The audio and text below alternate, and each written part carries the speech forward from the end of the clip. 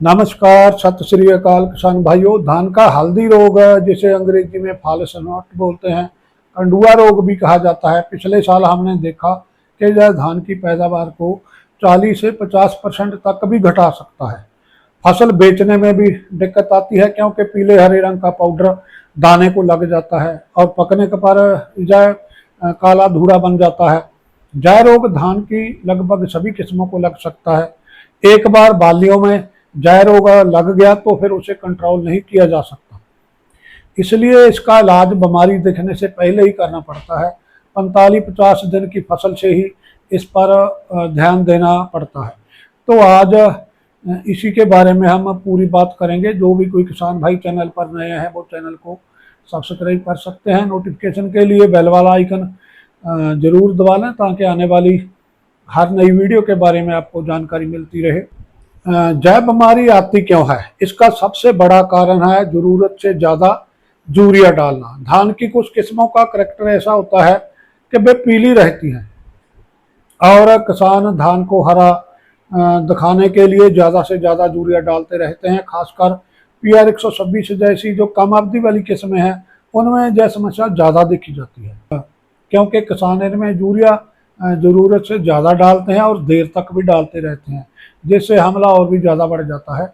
इसके अलावा खेत में लगातार पानी खड़ा रखना और बूटिंग स्टेज के समय बादल बारिश वाला नाम मौसम बने रहना, ये सब हालात भी इस बीमारी को बढ़ावा देते हैं। इसलिए यूरिया संतुलित मात्रा में डालें।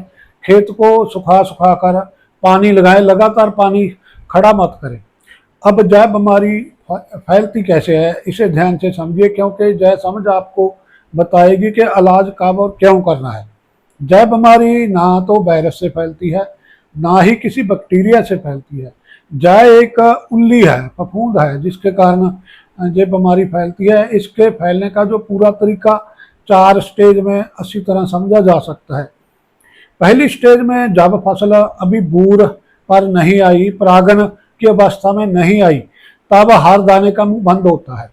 लेकिन हवा में उल्ली के जो ब्रीक ब्रीक छोटे छोटे कान होते हैं वो हमेशा घूमते रहते हैं। खासकर जहाँ आसपास कोई पुराना स्कर्मत पुआल पड़ा हो, सड़ा पड़ा अवशेष पड़े हो, वहाँ पर जो उल्ली के कान ज़्यादा होते हैं। दूसरी स्टेज सबसे नाजुक होती है, जब फसल में बूर पड़ने की प्रक्रिया शुरू होती है, पॉलिनेशन का समय होता है, तो हर दाने का मुंह थोड़ी देर के लिए खुलता है ताकि पॉलिनेशन हो सके।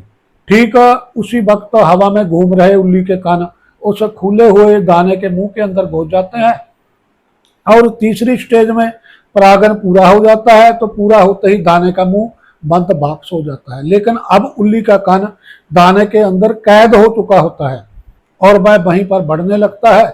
और चौथी और आखिरी स्टेज में वह उल्ली धीरे धीरे पूरे दाने को अंदर से कवर कर लेती है और चावल की जगह पीले हरे रंग का एक गोला बन जाता है, जो बाद में काले रंग का हो जाता है। यही असली हल्दी रोग होता है जो हम बालियों में देखते हैं। इससे जय बात तो बिल्कुल साफ हो जाती है कि दवाई सिर्फ पहली स्टेज और दूसरी स्टेज पर ही काम कर सकती है, यानी दाने का मुंह खुलने से पहले पहले।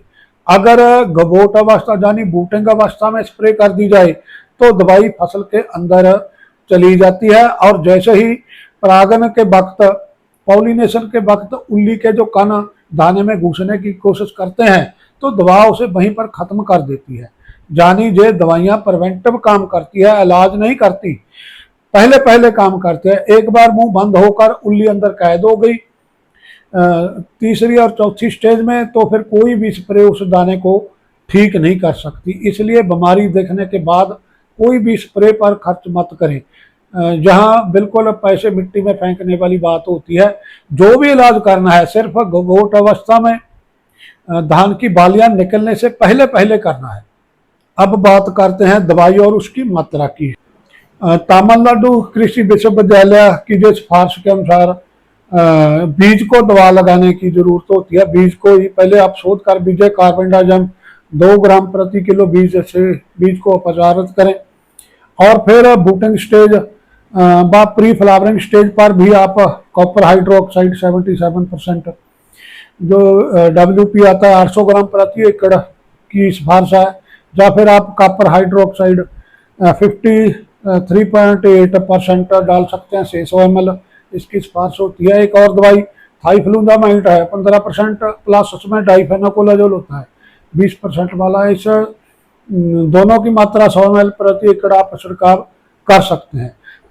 तो दोस्तों, धान की फसल में हल्दी रोग से बचाव के लिए 3 बातें हमेशा याद रखिए। यूरिया जरूरत के मुताबिक ही डालें, पानी लगातार खड़ा ना रखकर सुखा सुखा कर पानी लगाएं, और धान की बालियां निकलने से पहले गबोट अवस्था में ही ऊपर बताई गई जो दवाइयां हैं उनमें से कोई भी आप अपने इलाके के हिसाब से जो भी उपलब्ध दवाई है उनमें से एक दवाई आप लेकर स्प्रे कर दें। तो ऐसा करने से काफ़ी हद तक हल्दी रोग को रोका जा सकता है और कंट्रोल किया जा सकता है। तो दोस्तों, वीडियो के साथ अंत तक जुड़े रहने के लिए बहुत बहुत धन्यवाद। जानकारी अच्छी लगी हो तो वीडियो को लाइक करें, दूसरे दोस्तों के साथ वीडियो को शेयर जरूर करें। धन्यवाद दोस्तों, नमस्कार।